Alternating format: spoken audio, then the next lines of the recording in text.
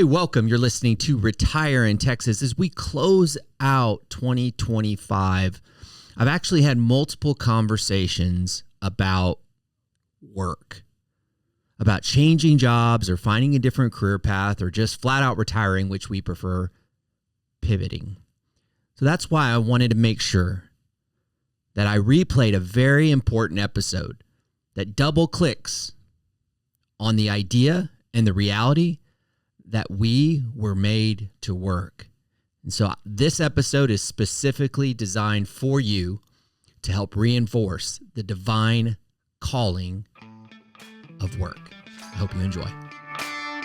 Do you want a wealthy retirement without worrying about money? Welcome to the Retire in Texas podcast, where you will discover how to enjoy your faith, your family, and your freedom in the state of Texas. And now, here's your host, financial advisor, author, and all-around good Texan, Darryl Lyons.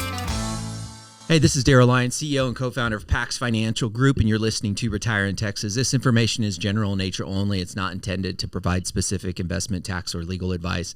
Visit paxfinancialgroup.com for more information. So Randy Alcorn, he's an author. He said, they were asking him what he thought about leaving a bunch of money to his kids, and he said, "How dare I take away from the character building privilege and divine calling of working hard?" Warren Buffett also said something else. He said a very rich person should leave his kids enough to do anything, but not enough to do nothing. So it's very tempting to talk about money here, but I actually want to talk about work.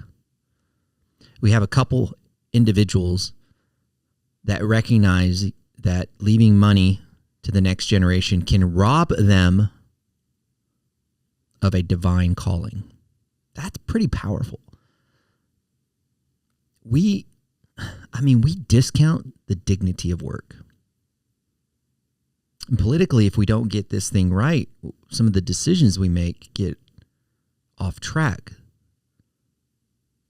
Do you believe that there's a dignity in work? I mean, just beyond just the everyday stuff, like running spreadsheets or, selling widgets or putting a shovel in the ground. I mean, all that stuff is you got to do the job. It's work. It's tough. It's just part of what we do. It overwhelms us at times. But do we ever take a step back and just say, is there a spiritual element to this? 25% of our waking hours is at work. So we could say that it's just work. It's just busyness. It's just we're just a bunch of ants. How are you doing? I'm busy. How are you doing? I'm busy. But what I'd like to suggest to you is that there might be something more than just busyness. I mean, I would like to believe there would be. I mean, like I said, 25% of our waking lives are at work. I mean, in the beginning, weren't we called to keep and cultivate this garden? This idea of keeping and cultivating, building stuff, building buildings, tilt wall buildings, or discovering new things like quantum computing and AI, and bringing around abundance, through the capital markets and stocks and bonds. I mean, all of that is part of the keeping and cultivating, and it's a spiritual journey. But somehow in the midst of all this spiritual journey, we're knee deep in anxiety and worry about the future. And so maybe if we just kind of reframe for just a moment that work is much more than just work, maybe we can think about it in a different way. The dignity of work. And so let me just kind of tease out 3 elements of work that may help us reframe work for just a moment.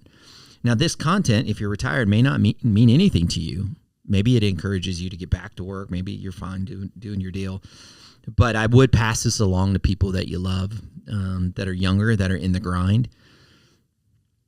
Let's dive into this. Okay, so the idea, I think one element of work that I think is discounted, and it prevents us from really recognizing the divine nature of work. And so this first element are just the connections that happen at work, the water cooler stuff, the memories.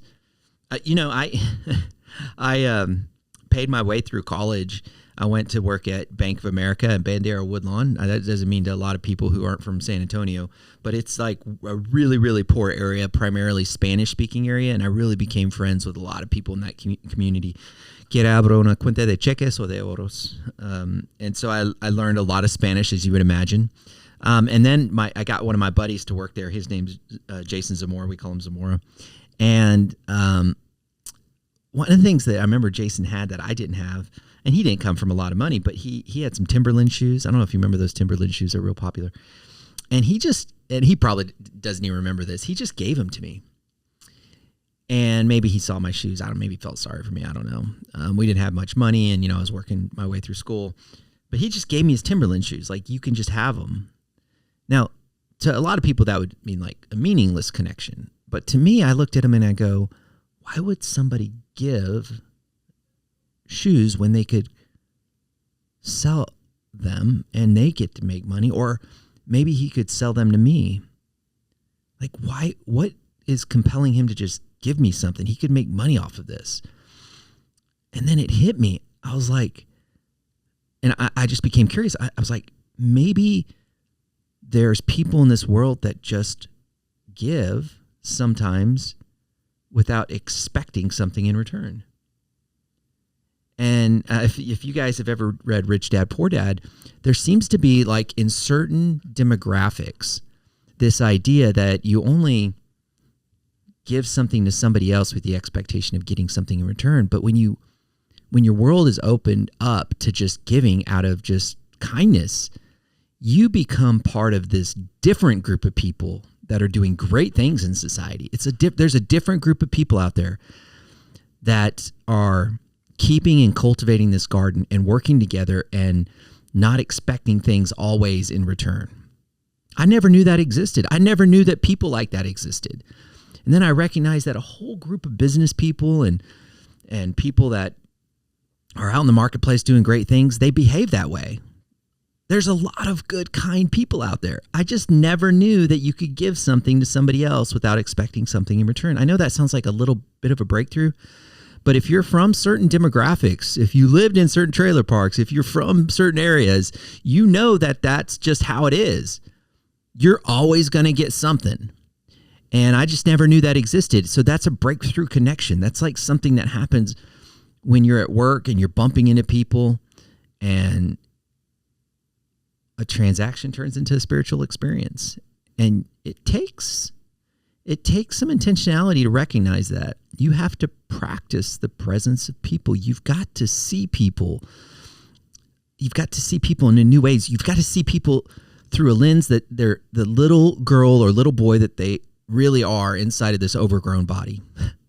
And we've got to figure out a way to bump into each other, to enjoy these connections at work without worrying. And hey, look, I'm there with you, worrying about being liked or other people's approval. But that's where we're at today, being liked, other people's approval. But if we can change our work experience, recognize these connections, good and bad and indifferent, are in fact oftentimes spiritual. So the next one I think that is often discounted in this work journey is this idea of constant improvement. I've never had a really steady hand, always getting a little nervous, shaking, and sometimes that doesn't translate, that confidence factor doesn't translate with the females as I'm growing up. So when I met my wife, I had to actually wrote down questions on the date that I could ask her so I wouldn't forget. And I was just trying to just get better, just always getting better. And I thought, for me to really get to the other side of whatever success looks like, I've got to figure out how to break through these shaky hands. So I did Toastmasters, and that was great. I actually spoke in a speaking competition, and I'm so proud of myself for even coming in last place. They actually didn't announce last place, but I could tell I was last place. But look, I did a speaking competition. I'm very proud of myself. And in work, there's opportunities to look at the grass you mowed and take a step back and be proud of it, right? Whenever you mow the grass, you look at it and go, man, I did a good job there. Oh man, I missed a little spot. But overall, it looks really good, especially on those beautiful spring days. You're like, man, it looks good. Well, that's like when I make marginal improvements in my own personal journey here, one of which is Toastmasters, and just making marginal improvements in my communication or the way I do things, like maybe even something in Excel or something nerdy. I mean, these things are worth just enjoying. And that's a part of the spiritual improvement. Work gives us this platform just to constantly improve. And so what happens when you master this art of living through our vocation this way, when you master this art, you have a hard time distinguishing between work and play. And it's this idea of constant improvement. So work, recognizing our connections, can actually be spiritual. And then this idea of constant improvement makes this whole game totally different. The other element I want to talk about with work is this illusion of control. Look, some days you're the pigeon and some days you're the statue. That's just how life works. But I think we definitely overestimate how much control we have, and we just have this constant anxiety at work about the future and what it's going to look like. I just know that, when I was just starting out in the business, completely broke, and I was a financial advisor, and I was a broke financial advisor. It's like a shop teacher with no fingers. And I pull up to the office at 4:00 in the morning. I'm going to work my way out of this mess. We only had one car at the time, and I left the office keys on the kitchen counter. And I just sat in the parking lot. I couldn't get in the office until somebody showed up and opened the door for me. And I just cried. And I remember sitting in the car by myself, and I told God, this is just, it wasn't like this audible thing, but I said, I'm going to put my money where my mouth is. I'm going to trust you. And I started giving. And it was at that moment I started giving the first fruits of everything I made, which is 10%. And I just made a commitment to start giving when I was broke. And I hadn't stopped since. Have not stopped giving since. Obviously the numbers are bigger now, and I'm not broke anymore, but that was a really difficult time. And I definitely felt out of control. But it's kind of crazy that those circumstances and those situations, we work through those things. Somehow, some way, we break through those. And we get to the other side. And whatever the other side looks like, I don't know what it looks like for everyone. Sometimes it's like freakish success. Like if you think about Colonel Sanders, he didn't actually start doing the chicken thing until age 65. And he started it with his Social Security check. And since we're staying on the same vein of money, Warren Buffett, the 99% of his wealth was after age 50.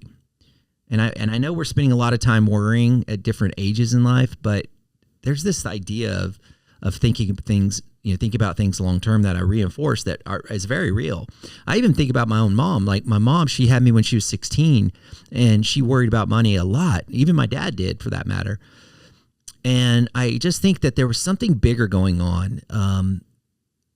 When they were worrying about money, I was edging the skirting of our mobile home in Castroville, and I was becoming curious about money because we didn't have any. And so here in this environment of not having money, there's this 17-year-old, maybe 18 at the time, who became infatuated and curious about money, not rooted in selfish ambition, but just what it could do in the lives of other people.